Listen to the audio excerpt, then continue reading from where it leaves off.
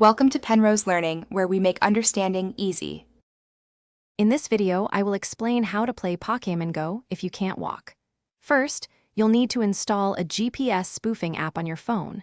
This type of application allows you to change your device's reported location. Next, you must enable mock locations in your phone's developer options.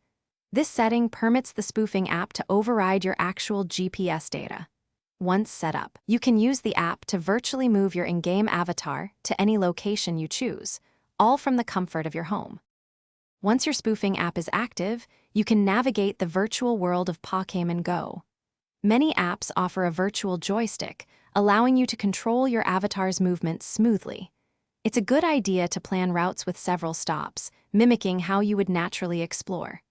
Remember to adjust your virtual walking speed to a realistic pace, typically under 5 kilometers per hour, to prevent the game from detecting unusual activity and potentially issuing a soft ban. With virtual movement, hatching eggs and earning buddy candy becomes much easier. Simply simulate the required walking distances within your spoofing app.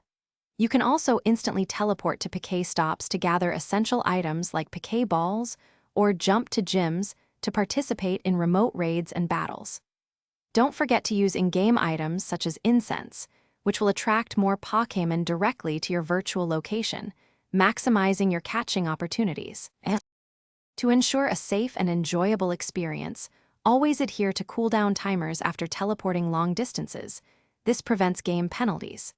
Connecting with other players online through communities can enhance your gameplay, allowing for remote raids and gift exchanges.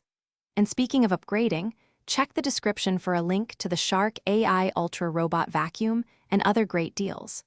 Remember, playing smart helps you catch 'em all without ever leaving your couch. Thanks for watching. If this was helpful, leave a like and consider subscribing. See you next time.